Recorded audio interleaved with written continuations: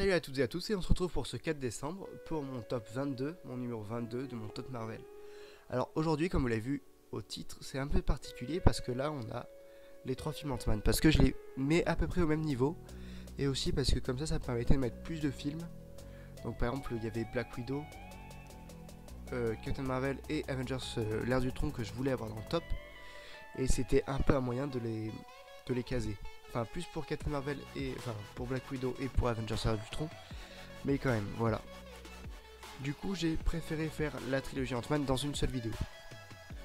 Donc du coup, prenez votre tenue qui fait rétrécir ou qui fait agrandir, parce que c'est parti. On commence par le synopsis du premier film, donc du coup de Ant-Man. Scott Lang, un cambrioleur de haut vol, va devoir apprendre à se comporter en héros pour aider son mentor, le docteur Hank Pym, à protéger le secret de son spectaculaire costume d'Ant-Man, afin d'affronter une effroyable menace. Grand nom: Sean Bean et Pierce Brosnan, ennemis dans GoldenEye, ainsi que Gary Oldman, ont été considérés pour donner la vie au personnage de Hank Pym. D'ailleurs, il y aura 4 anecdotes pour Ant-Man, 3 pour Ant-Man et la Guêpe et 3 pour Ant-Man et la Guêpe Quantumania. Placement de produit. Si le train qui percute Yellow Jacket dans la bande-annonce vous semble familier, rien de plus normal, il s'agit du célèbre jouet Thomas et ses amis qui a notamment droit à sa propre série animée pour les enfants sur le réseau ITV. Prouesse technologique. Les spécialistes des effets spéciaux ont décidé d'incorporer des techniques pour faire en sorte que l'effet du rétrécissement soit totalement inédit. En effet, ils souhaitaient apporter un aspect expérimental au film. Ces innovations incluent de la macrophotographie ainsi que de la motion capture. Temporalité connectée. L'actrice Hayley Atwell, incontournable Peggy Carter, fait partie de la distribution. Cette information a été confirmée par une annonce de casting, recherchant une actrice lui ressemblant probablement pour être sa doublure. Nul doute que le film fera la part belle au flashback. Un comic book faisant office de préquel prouve que l'agent sera lié à Hank Pym, Ant-Man premier du nom, et qu'elle sera à l'origine de son entraînement de super-héros. Ant-Man et la Guêpe. Après les événements survenus dans Captain America Civil War, Scott Lang a bien du mal à concilier sa vie de super-héros et ses responsabilités de père, mais ses réflexions sur les conséquences de ses choix tournent court lorsque Hope Van Dyne et le docteur Hank Pym lui confient une nouvelle mission urgente. Scott va devoir renfiler son costume et apprendre à se battre aux côtés de la Guêpe, afin de faire la lumière sur les secrets enfouis de longue date. Un labo incroyable. Si la maison victorienne abritant le laboratoire de Hank Pym avait été le décor phare du premier film, force est de constater que Shepard Frankel, le chef décorateur, s'est une fois encore surpassé avec ce nouveau laboratoire, dont la construction sur un plateau des studios Pinewood de près de 1400 m², a nécessité plus de 4 mois de travail. Le chef décorateur savait dès le départ que la construction de ce décor lui demanderait un travail colossal, car il allait devoir ériger un bâtiment de plusieurs étages, capable de supporter le poids du matériel, de l'éclairage et de l'équipement de tournage, ainsi que plusieurs dizaines de personnes. La structure a ensuite été encerclée par un rideau vert pour que Stéphane Serretti et son équipe puissent créer les environnements numériques de l'immeuble. Une fois la charpente en acier livrée, montée et fixée sur le sol du plateau de tournage, plusieurs autres départements sont venus compléter le décor. Le département en charge de la construction a ainsi poursuivi son travail en collaboration avec les membres de l'équipe des effets spéciaux, les machinistes et les électriciens, entre autres. Ce gigantesque décor se composait en réalité de 8 différents décors au sein d'une même structure. Avec l'aide d'une gigantesque imprimante 3D destinée d'ordinaire à l'industrie, l'équipe a pu créer plus de 8000 pièces disséminées aux 4 coins du laboratoire. Un film de casse style Elmer Leonard.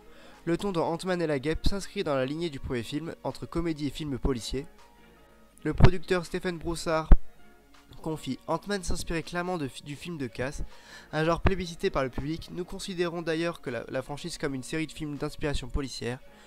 Nous avons donc étudié différents genres et sous-genres de films policiers, et celui qui a particulièrement retenu notre attention est un sous-genre de film que je suis sûr que les gens connaissent sous tout un tas de noms, mais que j'appelle pour ma part le One Bad Night.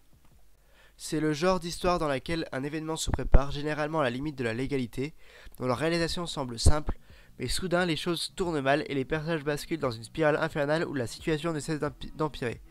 Il ajoute: nous avons également été inspirés par les romans policiers d'Elmore Leonard, à qui l'on doit de formidables livres dont certains ont été adaptés au cinéma, comme Get Shortly ou Hors d'atteinte. Ils racontent tous l'histoire de personnages marginaux et excentriques à leur manière. C'est pourquoi lorsque nous avons commencé à imaginer les méchants de films et les différents ennemis auxquels Scott et compagnie sont confrontés, nous avons puisé l'inspiration dans cette littérature. Décor. Le tournage d'Ant-Man et la Guêpe a commencé à l'été 2017, près de 3 ans après celui du premier film. Il a principalement été tourné à Atlanta dans l'état de Géorgie, mais l'équipe s'est également rendue dans la région de San Francisco, où plusieurs scènes ont été filmées en décor naturel. Pour le producteur Kevin Feige, il était essentiel que le film mette de nouveaux univers en scène. Il explique: les films Marvel ont pour but de transporter les spectateurs tandis que dans les mondes inédits. Et c'est ce qu'ils font tous. Des Gardiens de la Galaxie à Captain America Civil War, Ant-Man qui nous plonge dans l'infiniment petit et le monde quantique n'est pas sans rappeler les dimensions explorées dans Doctor Strange, et je pense que les spectateurs apprécient le caractère unique et inattendu des mondes que nous leur présentons. Ant-Man et la Guêpe Quantumania. Une nouvelle aventure attend Scott Lang et Hope Van Dyne dans leur vie de couple et de super-héros. Tout va pour le mieux, Scott a écrit un livre à succès tandis que Hope défend avec le plus grand dévouement des causes humanitaires. Leur famille, Janet Van Dyne et Hank Pym, les parents de Hope, et Cassie, la fille de Scott, font enfin partie de leur quotidien. Cassie partage la passion de sa nouvelle famille pour la science et la technologie, notamment en ce qui concerne le domaine quantique. Mais sa curiosité les entraîne tous dans une odyssée imprévue et sans retour dans le vaste monde subatomique, un endroit mystérieux où ils rencontrent d'étranges nouvelles créatures, une société en crise et un impitoyable maître du temps, dont l'ombre menaçante commence tout juste à s'étendre. Scott et Kat, des membres fondateurs. Dans les comics originaux des années 1960, Hank et Janet font partie des membres fondateurs des Avengers. C'est même cette dernière qui les nomme ainsi. Si le MCU a pris une direction différente pour ses personnages, Peyton Reed tenait à honorer leur importance, à la fois dans l'univers Marvel mais aussi comme duo efficace comme super-héros, partageant la même curiosité scientifique. Tournage. La production de Ant-Man et la Guêpe Quantumania a commencé au milieu de l'année 2021 pour se terminer fin novembre. La majorité des prises de vue ont été faites dans les studios britanniques emblématiques de Pinewood, situés juste à l'extérieur de Londres. Machine à tuer.